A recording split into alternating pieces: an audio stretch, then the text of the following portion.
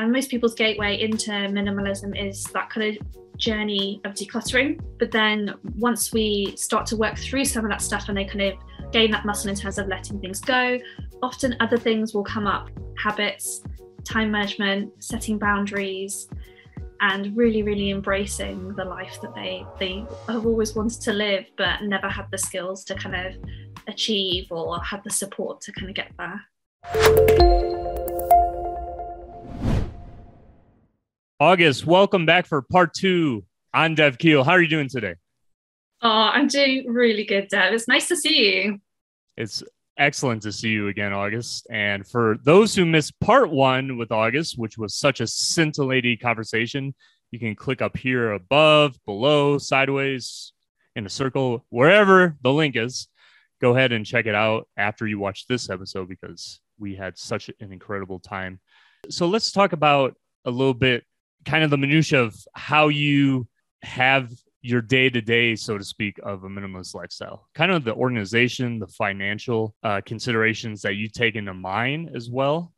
And before we get too deep into that, let's just have you please introduce our audience who didn't see part 1, who you are, where you are, and why you decided to take this venture in your life as you have been doing. So I'm August. I'm the founder of Minimalist Living UK, and I help people declutter their homes and lives to improve their mental and physical well-being. I'm transgender and I live in Birmingham in England, which is the second biggest city in England. And yeah, I kind of do a mixture of coaching and blogging and writing. Just want to inspire people to embrace minimalism, really. And the main thing that I love about what I do is just helping people grow. That's kind of the greatest love for me. I've just taken on 2 interns into Minimalist Living UK, and I'm so excited about seeing them grow and develop and invest in them. Yeah, so I just love seeing people become their best selves. So that's why I love what I do. Just briefly, because you kind of went into it in our previous episode, why did you decide to change your life so much and for what purpose in this way? So in my mid-20s, I was diagnosed with complex post-traumatic stress disorder, which is a bit of a mouthful, but basically I've been through a lot of trauma in my life, and that has compounded itself into things like nightmares, anxiety, depression. So I was really poorly and I was in a really, really tough place. I wanted to get better, and I came across a podcast on minimalism and thought, wow, this is, alongside my therapeutic journey, is really going to help me get into a better place. And so I've been a practicing minimalist for about 10 years now. And yeah, it's massively changed my life. Is there anything that you've regretted with this change in your life? Anything at all? Like, is there obviously a lot of benefits I can see, but is there any one thing that sticks out to you, say, oh, I should not have taken this path for whatever reason? I think out of all the items that I've kind of let go of, there's a couple that I'm like, maybe I should have kept that. But other than that, I have no regrets, really. I mean, you want to have some regrets in life because otherwise it shows that you kind of didn't take any risks. But yeah, I love the journey that I'm on, and it's going really well.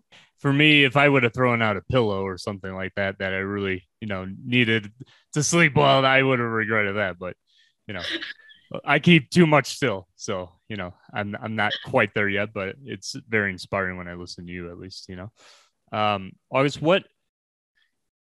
let's get into like how your lifestyle is, right? Because I think this is what we'll focus on for this episode.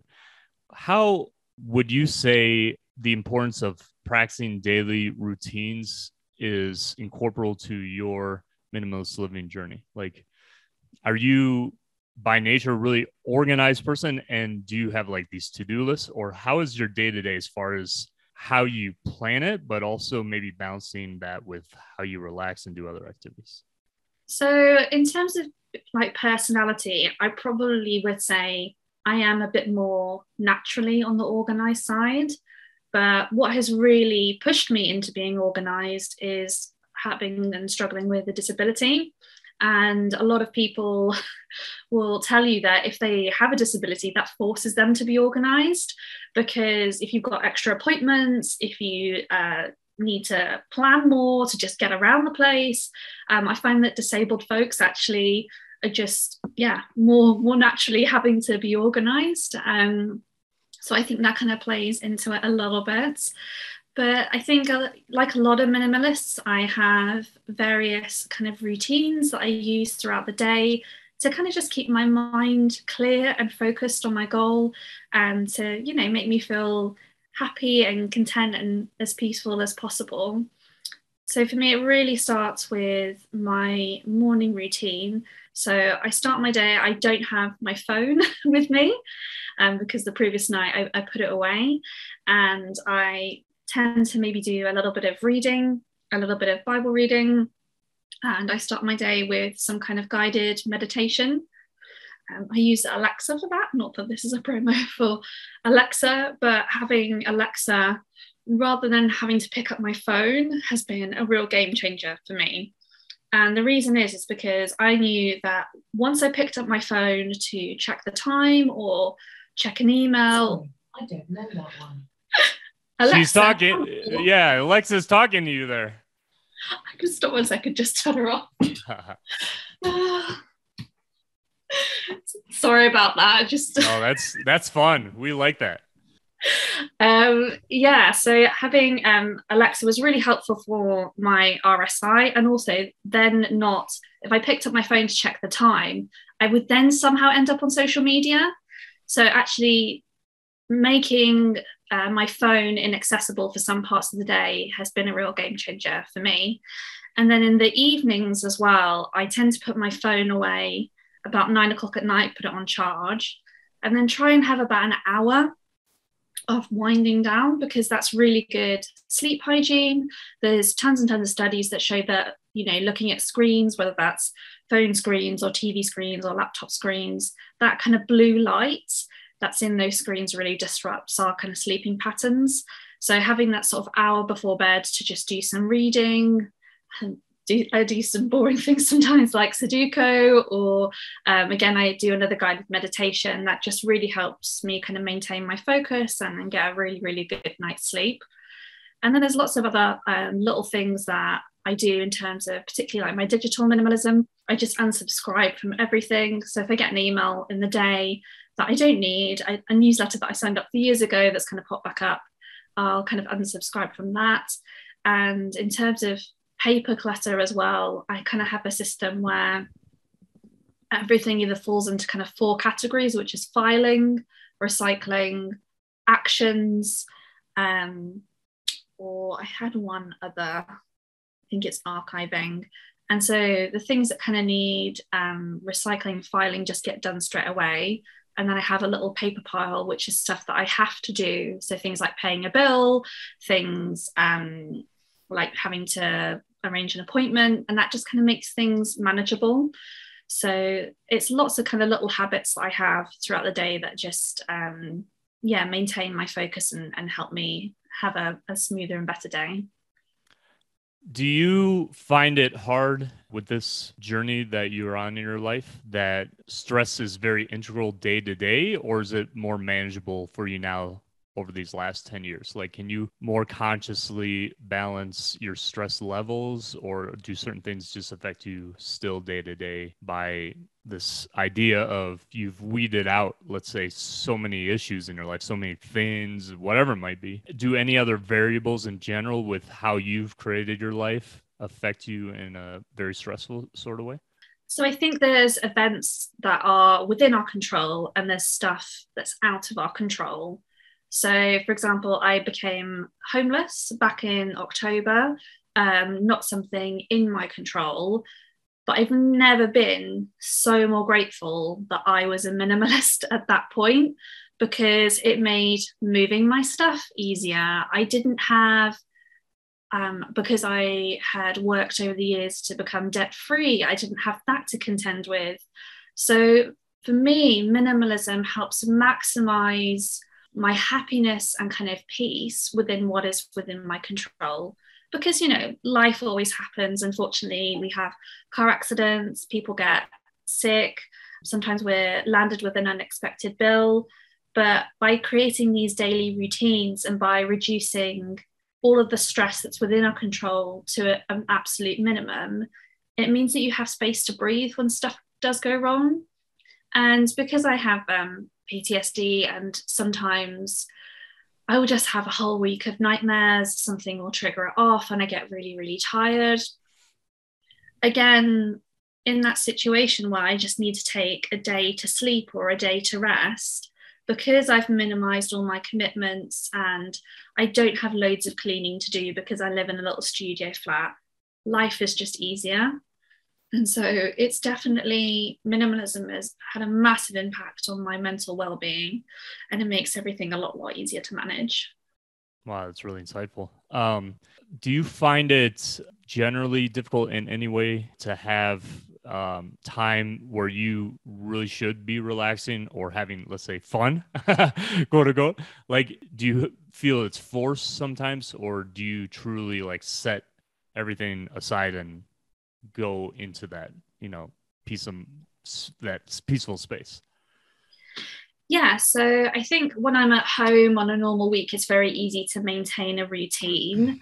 And sometimes, you know, it does feel like, particularly with doing meditation, sometimes it can get a little bit boring. And then you kind of want to, this is why I like guided meditations, because you can do all different types of ones. So kind of switch things up. And sometimes I do feel like I have to push myself a little bit, but then I know overall it's going to make my week so much better. I do, you know, struggle sometimes, particularly if I'm unwell or if I'm going particularly away on holiday as well, because you're not in the same environment. That throws your routine a little bit. But I find that overall, I'm able to pretty much kind of maintain most of those things most days. And the great thing is that because, again, I've reduced commitments, reduced lots of things, I genuinely do a 9 till 5 most weeks, Monday to Friday. On Saturday morning, I'll spend an hour cleaning, and then all the rest of the time is free time. And I never pack my schedule so much that if I'm feeling, you know, really run down because I've not slept because of nightmares or because something else has popped up, that I can't just take the afternoon off work for a nap. And I've very much set up my life to be flexible around my illness and to be flexible around my needs. So yeah, and you know, always sometimes you feel you can be doing a little bit more. That's what capitalism does. It always says you're never doing enough. And that's something I think all of us have to kind of always fight against, in terms of feeling good enough, feeling like we've done enough. And again, doing self-compassion meditations really, really helps kind of combat that feeling and feeling like I am enough, I've done enough, I absolutely deserve to relax. And if I want to spend the whole afternoon eating ice cream and watching Disney films, if I want to, and that's great. Wow, that's excellent. That really inspires me to try to be more like that for sure. You know, because it's almost like you got to take out a part of your brain just to say, okay, I can't, don't continue with these things. Set your time and energy aside for these other things that are really important too. You know, that kind of equilibria that we all so truly desire, On the financial side, August, do you have a particular long-term plan financially, like especially through being on this minimalist journey that has inspired you for, let's say, a certain goal for your financial future? And how does that take into account now as well, how you spend your money and in which way you really are disciplined to spend your money? Yes, I spent the past few years getting myself out of debt, which has been a really important journey for me. And currently, I'm saving up for an emergency fund. Most kind of financial people will say the best thing to do is to have an emergency fund that you don't touch, which is around 3 months of your living expenses. Because then if anything goes wrong, like you get made redundant or the house is set on fire, or, any of those kind of things that just can hit you out of the blue. And we live in, really uncertain economic times, you have that backup. So my kind of current plan is to save up for my emergency fund. And then after that, I will be looking to invest and to save up for a home. And I really want to build my own tiny home, which is going to be an adventure because I don't know how to do a load of DIY. I'm hoping someone can build it for me. There are tiny house builders in the UK, but I essentially want a mortgage-free life. I want to spend about £8,000 building my own home, putting it on a piece of land on the edge of a city where I can get transport in and out of the city, and then just pay ground rent for the rest of my life. And most tiny homes, to kind of proper UK building standards, will basically last about 30, 40 years. So hopefully until I retire. So not having to pay rent will mean that I can then, or at least paying kind of a much lower ground rent, and maybe a third of what I would pay normally in rent for, something like a house or a flat, will mean that I can save a massive amount of money and put money into things that I really care about, invest in my business, and also secure myself, give myself a secure retirement. That's the kind of long-term goal. That sounds like you got a really great strategic long-term plan there, and also I would say a bit adventurous as well, if I might, because it's it would kind of give you the capacity to see and be places that of your interests, which is, I think, very inspiring for a lot of people. Just a couple more questions, August, with the time we have left. One is, what is the main thing that you found people are coming to you when they either want to work with you, which will include all of August's details below? What is the main thing that they come to you of either concern or of aspiration as far as trying to have a similar lifestyle for their own particular journey? So I think most people, particularly in the UK, aren't so aware of minimalism. I know it's a bigger thing in the States. And so a lot of my work is kind of doing education and raising awareness about the minimalist lifestyle. So most people come to me initially because they just feel overwhelmed by stuff. So either they are struggling with hoarding disorders, or they have a specific goal in mind, i.e. in 6 months' time, I want to be able to move house and not take a load of stuff with me that I don't need. And I want to get the house kind of showroom ready. So most people come, and most people's gateway into minimalism is that kind of journey of decluttering. But then once we start to work through some of that stuff and they kind of gain that muscle in terms of letting things go, often other things will come up, things like habits, time management, setting boundaries. And really we kind of, enter into that area of the wider things about letting go, in terms of, letting go of past hurts, past regrets, and really, really embracing the life that they have always wanted to live, but never had the skills to kind of achieve or had the support to kind of get there.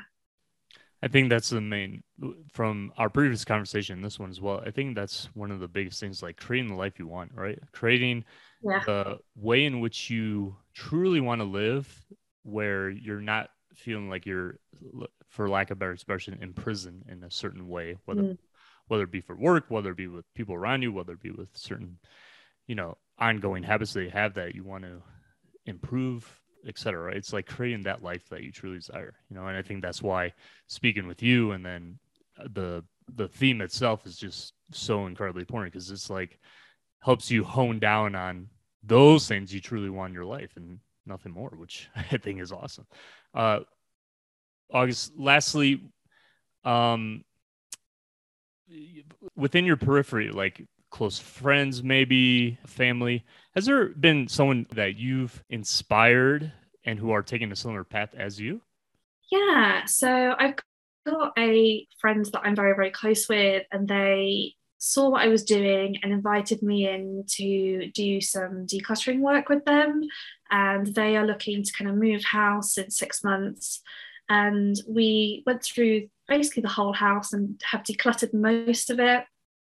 And now they are also kind of going on that journey of sorting out their finances and sorting out their relationships, which is really, really fantastic. I either get the response from kind of friends and family of, oh, that's really inspiring, or, oh, I could never do that. But then when we actually have conversations about, how it would, be helpful and change their lives, I can see them start to think, oh, maybe. And often it's a misconception about what minimalism is. You know, most people think, oh, it's living in a house with white walls with one single lone coffee cup on a on a table, and they think you're just going to ask them to get rid of all of their stuff, which is really not about. It's about curating an intentional life where whether it's objects, commitments, relationships are intentionally in your life, not just there by accident. And they're all things that are kind of either, practically helping you or supporting you to be the person that you want to be, and the person that, you want to be within your community as well. So intentional living, that is, something from our first conversation now that I'm going to definitely take away, and hopefully it is put more into action for me personally as well. Is like, that's the thing, is like, I think your journey and others who fall within that same